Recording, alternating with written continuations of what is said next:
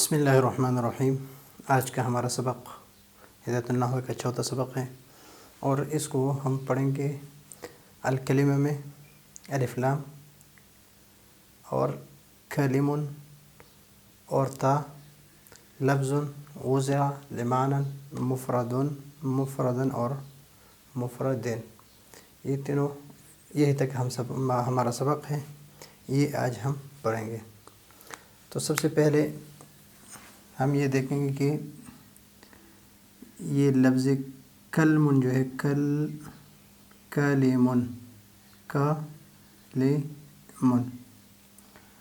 یہ لفظ کلم جو ہے یہ اسم جنس ہے۔ کلمہ، یہ کلم کہاں ہے؟ کلمہ، یہ کلمہ، تاکہ آپ کو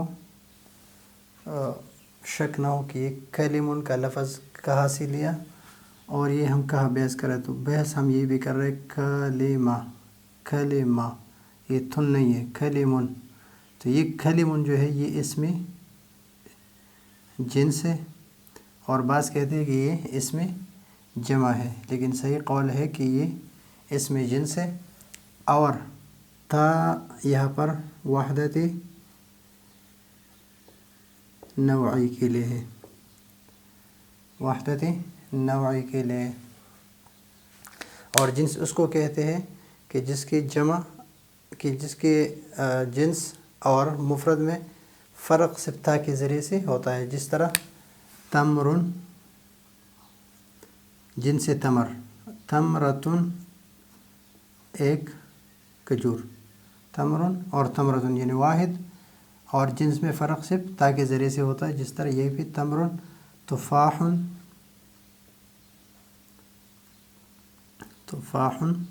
اور تفاحتن۔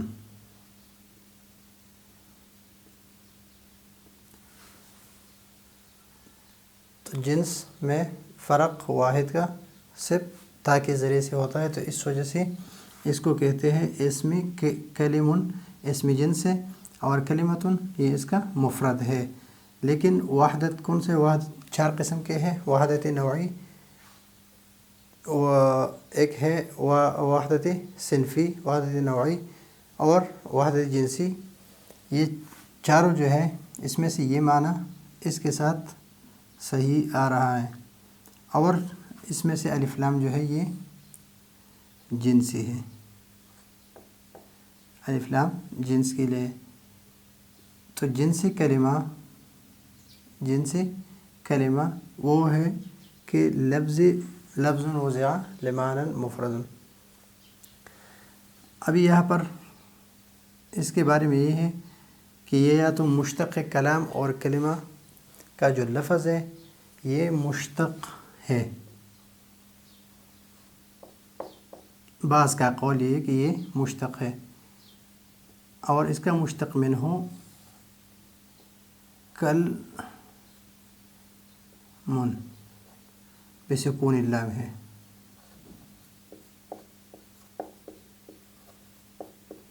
کلمن بسکون اللام ہے۔ تو ابھی کلمن بسکون اللام یہ بعض کا قول ہے کہ یہ مشتق ہے، اور مشتق منہ کیا ہے؟ مشتق منہ کلمن ہے۔ اور جمہور نحات جو کہتے ہیں کہ یہ اسم ہے، مشتق منہ نہیں ہے، بلکہ یہ الگ الگ نام ہے، الگ الگ وضع کیا گیا ہے الگ الگ ناموں کے لیے۔ یہ جو کہہ رہے کہ یہ مشتق منہ ہے، اس پر یہ اعتراض ہے کہ اگر یہ مشتق منہ ہے تو مشتق اور مشتق منہ کے درمیان مناسبت ہوتی ہے، وہ مناسبت جو ہے لفظاً بھی اور معناً بھی مناسبت ہوتی ہے۔ تو یہاں پر تو لفظاً مناسبت ہے کہ کاف لام اور میم ادھر بھی ہے، اور کاف لام میم یہاں پر بھی ہے، لیکن معنوی مناسبت نہیں ہے، اس لیے کہ کلمن کا معنی ہے زخمی کرنا۔ تو اس کا جواب یہ دے رہے ہے کہ زخمی کرنا جو ہے یہ ایک تاثیر ہے، یہ ایک اثر ہے، اور یہاں پر بھی کلم میں اور کلمہ اور کلام میں بھی ایک اثر ہے، اثر کرتا ہے نفوس میں۔ تو ادھر مناسبت آ گئی، اس لیے کہ بعض الفاظ ایسے ہوتے ہیں کہ وہ دل کو ناراض اور پریشان کرتا ہے، اور بعض الفاظ ایسے ہوتے ہیں کہ دل کو خوشی دیتے ہیں، تو اس وجہ سے یہ اثر کرتا ہے نفوس میں۔ تو اس نفوس کی وجہ سے یہ زخمی کرنے کا معنی ایک شعر کہ جرحت السنان لها التیام ولا یلتام ما جرح اللسان، کہ جو سنان کی جراحات ہوتے ہیں یعنی تلواروں کے جو زخم ہوتے ہیں وہ ٹھیک ہو جاتے ہیں، مگر زبان کے زخم وہ ٹھیک نہیں ہوتے۔ اس طرح پشتو کے شعر ہے اس کے بارے میں کہ زخم پر ہر د جب پر ہر د توی بمی جوړ شي نمی جوڑی جوڑ بمی نشی دا استاد جب پر ہرونا۔ اور اردو میں بھی ایک شعر ہے کہ تیر کا چوری کا تیر کا اور تلوار کا زخم بھرا، لگا جو زخم زباں سے رہا ہمیشہ ہرا۔ تو یہ سارے شعراء نے بھی وہ اپنے شعر میں بیان کیا ہے کہ جو زبان کا زخم ہوتا ہے وہ کبھی ٹھیک نہیں ہوتا۔ تو اس وجہ سے دونوں کے درمیان وہ مناسبت ہے، مناسبت لفظی۔ وہ دونوں جو اشعار ہیں وہ لکھ دیتا ہوں۔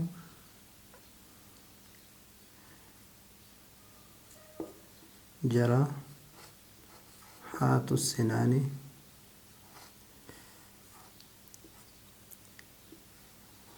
لها التیام ولا یلتام ما جرح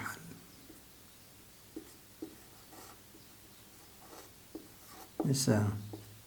اور اردو میں چوری کا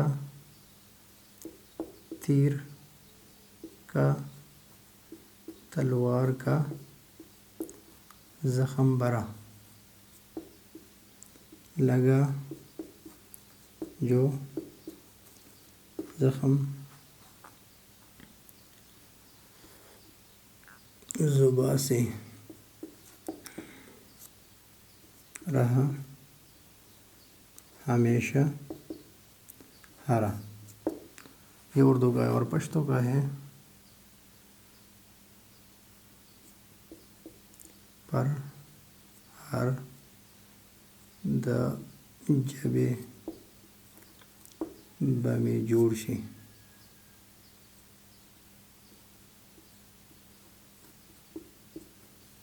پر ہر د توی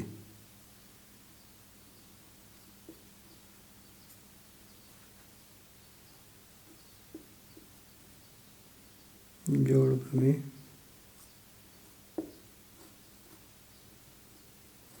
نشی استاد جبی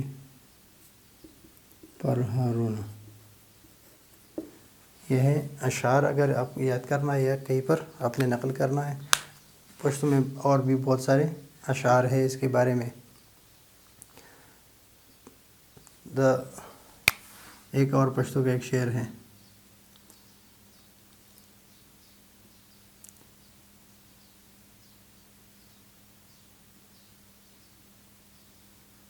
د توری د پر ہر علاج بوشی،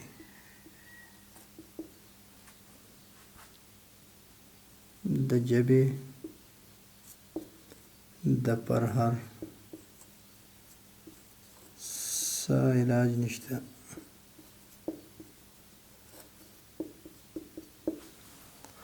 اور بھی بہت سارے ہیں۔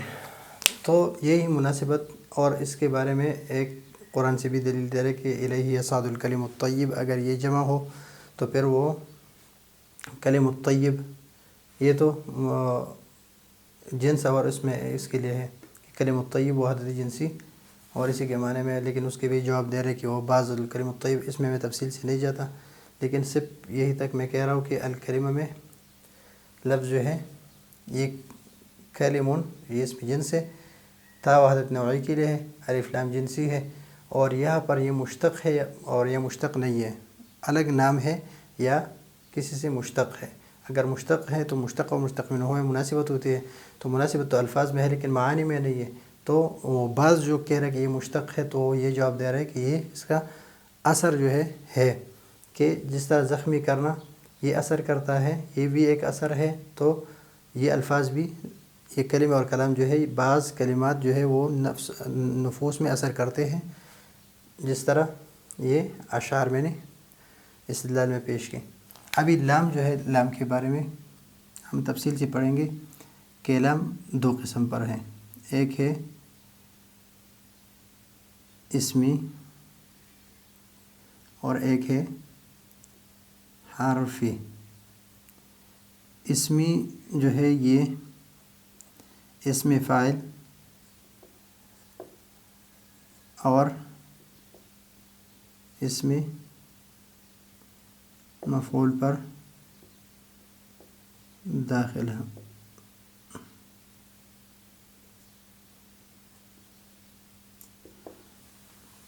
مثلا الضارب،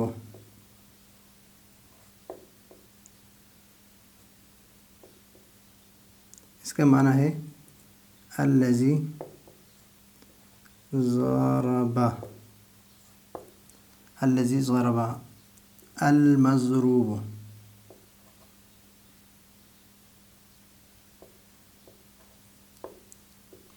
الذی ضرب،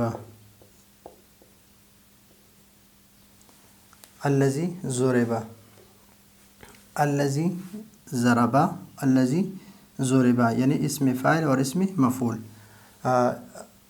فعل معروف اور فعل مجہول۔ حرفی کی دو قسمیں ہیں، ایک ہے زائد اور ایک ہے غیر زائد۔ چار قسمیں زائد کی ہے اور چار غیر زائد کی ہے۔ زائد اس کو کہتے ہیں کہ اگر عبارت سے اس کو ہٹا دیا جائے تو معنی پر کوئی فرق نہ پڑے۔ مثلا حضرت علی رضی اللہ تعالیٰ عنہ کا قول ہے امر علی اللئیم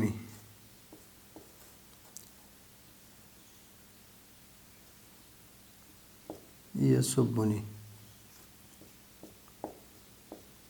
اب یہاں پر یسبنی یہ صفت بن رہے اس سے موصوف سے، اور صفت جملہ جو ہے اس وقت صفت بنتا ہے ایک اسم کا جب وہ نکرہ ہو، اور یہاں پر الف لام داخل ہے تو یہ الف لام جو ہے یہ زائد ہے، یہ زائد ہے اور یہ نکرہ کے حکم میں ہے۔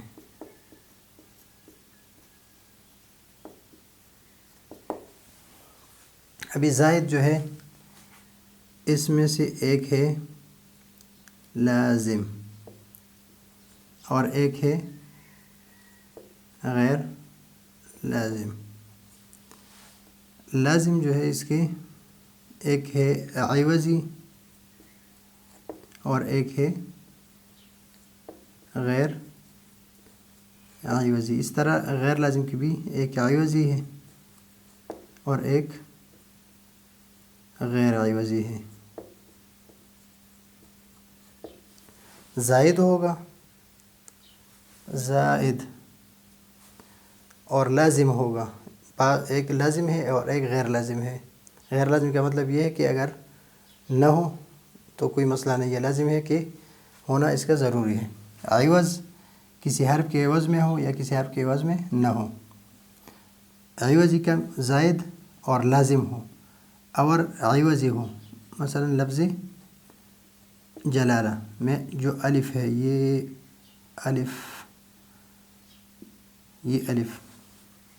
یہ عوضی ہے، زائد ہے، اس لیے کہ عالم جو ہے اس کے عالم کے لیے الف لام ضروری نہیں ہے، تو یہ زائد ہے۔ لازم ہے، یہ الگ نہیں ہوگا اس لیے کہ یہ اور یہ عوضی ہے، عوضی یعنی الہ سے ہے اور اس حمزہ کی عوض میں ہے، تو اس وجہ سے اس کو زائد لازم عوضی کہتے ہیں۔ غیر عوضی کہ مثلا النجم میں، سریہ میں،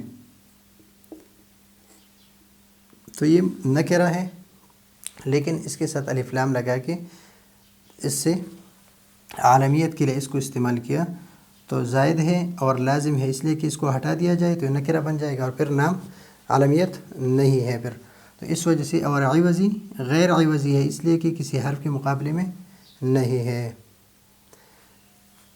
زائد غیر لازم اور عوضی، اس کی مثال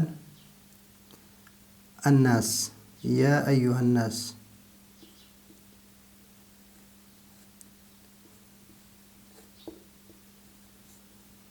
یا ایھا الناس، اس میں الناس میں یہ زائد ہے، الف لام زائد ہے اس لیے کہ معرفت جو ہے حرف ندا کی وجہ سے حاصل ہے۔ غیر لازم ہے، ضرور نہیں ہے اس لیے کہ اناسن بھی پڑھ سکتے ہیں، اور عوضی ہے اس حمزہ کے مقابلے میں، اس حمزہ کے مقابلے میں ہے۔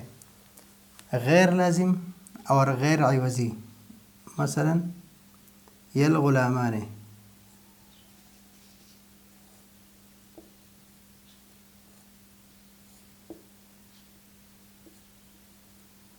یلغلامان اللذان، یلغلامان اللذین فرا، ایاکما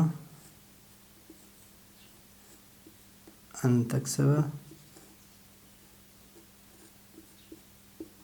شرا، تو اس شعر میں جو ہے یہاں پر یہ الغلامان میں یہ زائد ہے اس لیے کہ معرفت جو ہے یہ حرف ندا کی وجہ سے حاصل ہے، غیر لازم ہے اس لیے یہی مسئلہ ہے، اور غیر عوضی ہے اس لیے کہ یہ الف لام جو ہے کسی حرف کے مقابلے میں نہیں ہے۔ ابھی غیر زائد جو ہے، غیر زائد، غیر زائد کے 4 قسمیں ہیں۔ ایک ہے جنسی، ایک ہے استغراقی، اور ایک ہے عہدی ذہنی، عہدی خارجی، اور ایک ہے عہدی ذہنی۔ جنسی اس کو کہتے ہیں کہ اس میں اشارہ ماہیت کی طرف ہو، حکم بھی ماہیت پر ہو، مثلا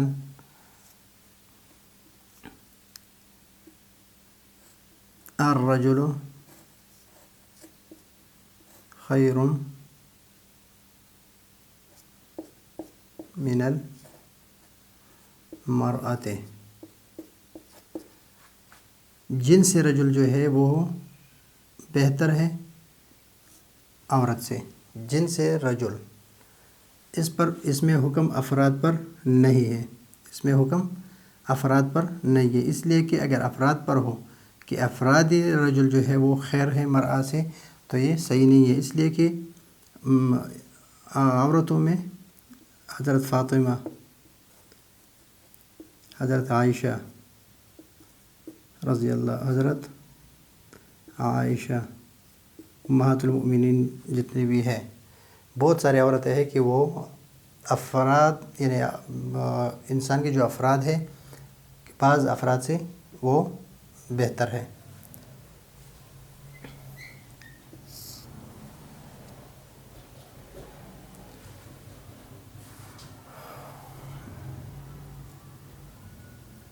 اور یہ الف لام جو ہے یہ عہد خارجی کا بھی نہیں ہو سکتا، اس لیے کہ عہد خارجی میں یہ متعین ہوتا ہے، خارج میں افراد جو ہے وہ متعین ہوتے ہیں اور متکلم اور مخاطب کے درمیان، اور یہاں پر متعین نہیں ہے، اور عہدی ذہنی میں یہ ہوتا ہے کہ وہ متعین نہیں ہوتا ہے، صرف ذہن کے متکلم کے ذہن میں متعین ہوتا ہے۔ اس میں اشارہ ماہیت کی طرف ہوتا ہے، لیکن افراد کے ضمن میں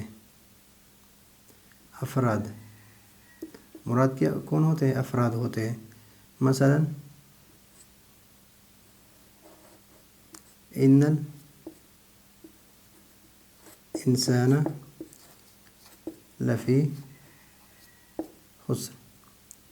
اب یہاں پر الانسان پر جو الف لام داخل ہے، یہ الف لام اس سے مراد افراد انسان مراد ہے، ماہیت انسان مراد نہیں ہے، افراد انسان مراد ہے۔ اس لیے کہ یہاں پر حکم ہے کہ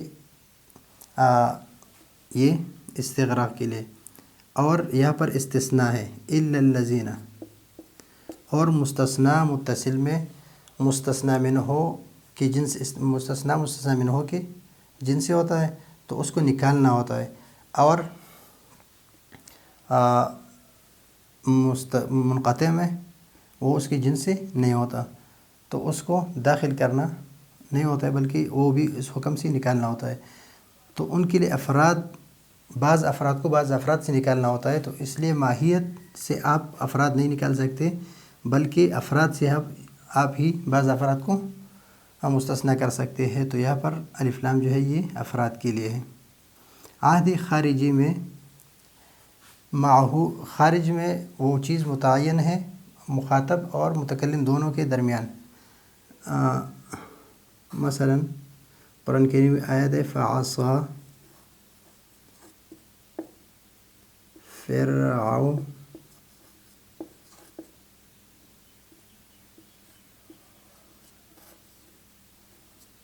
رسول۔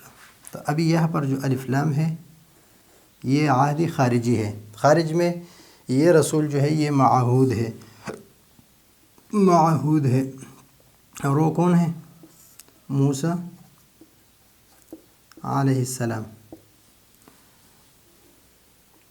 اس لیے یہ جنسی اس لیے نہیں ہو سکتا ہے کہ فرعون نے ماہیت رسول کی مخالفت نہیں کیا، نہ افراد رسول کی جتنے افراد ہیں سب کی مخالفت نہیں کی ہے، بلکہ ایک فرد معین جو مخاطب کو اور متکلم دونوں کو معلوم ہے وہ کون ہے؟ موسیٰ علیہ السلام ہے۔ تو اس کے لیے شرط یہ ہوتا ہے کہ وہ بعض افراد ہوتے ہیں اور وہ معہود ہوتے ہیں، یعنی پہلے سے متعین ہوتے ہیں۔ عہد ذہنی یہ نکرہ کے حکم میں ہے، مثلا اخاف ان یأکلہ الذئب۔ تو الذئب پر جو الف لام ہے یہ یعقوب علیہ السلام کے ذہن میں صرف ہے، متکلم کے ذہن میں موجود ہے، لیکن مخاطب کے ذہن میں موجود نہیں ہوتا، اور یہاں پر یہ غیر معین ہے، غیر معین، اور یہ نکرہ کے حکم میں ہوتا ہے۔ تو ہمارے پاس یہاں پر الف لام کے ایک اسمی ہے جو صرف اسم فاعل اسم مفعول پر داخل ہوتا ہے، اور بعض کے نزدیک صفت مشبہ پر بھی داخل ہے۔ ایک ہے زائد، اگر حرفی ہے تو یا زائد ہے یا غیر زائد ہے۔ زائد کی بھی 4 قسمیں ہیں، غیر زائد کی بھی 4 قسمیں ہیں۔ زائد کی لازم اور غیر لازم، پھر عوضی یعنی کسی حرف کی عوض میں ہے یا نہیں ہے، غیر لازم میں بھی کسی حرف کی عوض میں ہے یا نہیں ہے، اور غیر زائد کی 4 قسمیں جنسی کہ اشارہ ماہیت کی طرف ہوں، ماہیت کی طرف اشارہ ہوتا ہے لیکن ماہیت ہی مراد ہے، اور یا استغراقی میں ماہیت کی طرف اشارہ ہوتا ہے افراد کی ضمن میں، افراد کی ضمن میں، اور عہد خارجی میں اشارہ ماہیت کی طرف ہے لیکن کس کی ضمن میں؟ بعض افراد کی ضمن میں، اور یہاں پر غیر متعین افراد کی ضمن میں۔ تو یہ ہے جنسی، استغراقی، عہد خارجی، عہد ذہنی۔ تو یہ الف لام کا بیس ہے۔ اب یہاں پر لفظ ہے، تو لفظ کا لغوی معنی ہے پھینکنا، اور اصطلاح میں پھینکنا جس طرح استعمال ہے کہ اکلت التمرۃ ولفظت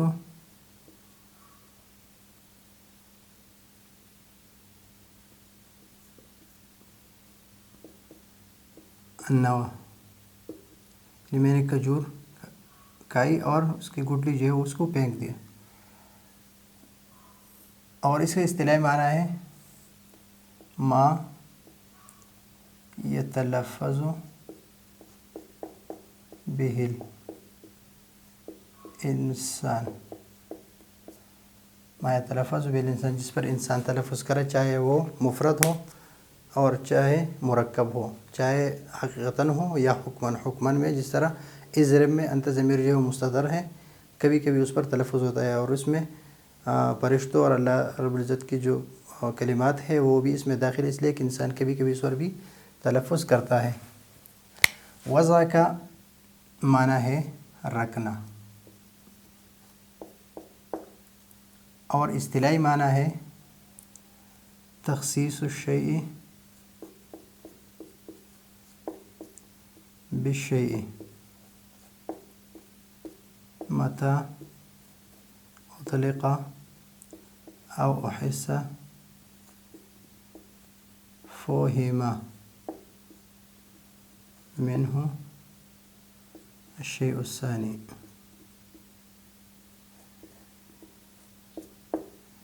تخصیص الشیء بالشیء کے ایک چیز کو دوسری چیز کے لیے اس طرح خاص کرنا کہ جب اس کو مطلق ذکر کیا جائے یا اس کو محسوس کیا جائے، فہم منہ الشیء الثانی، تو دوسری چیز کے ذہن میں آ جاتا ہے، تو اس کو کہتے ہیں وضع. اور یہ اصل میں ہے جس طرح ہم نام رکھتے ہیں تو اس کو بھی وضع کہتے ہیں. مثلا ہم نے زید کا نام رکھ دیا، زید کے لیے ہم ہاں یہ بندہ ہے، اس کے لیے ہم نے نام رکھ دیا زید. تو جب بھی ہم یہ نام، یہ وضع ہے بھی تخصیص الشیء بالشیء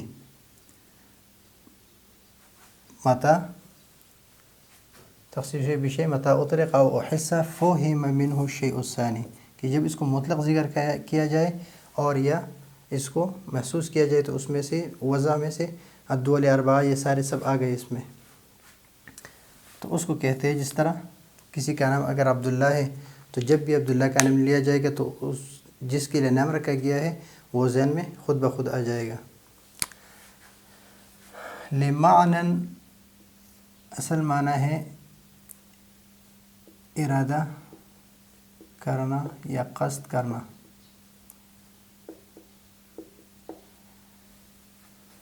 تو ایک ہے لفظ زید کا نام، یہ لفظ ہے، اور یہ زید کے جو وجود ہے کا جو وجود ہے یہ معنی ہے. مارکر یہ لفظ ہے یا نقوش ہے، اور اس کا جو مدلول ہوتا ہے یہ معنی ہے.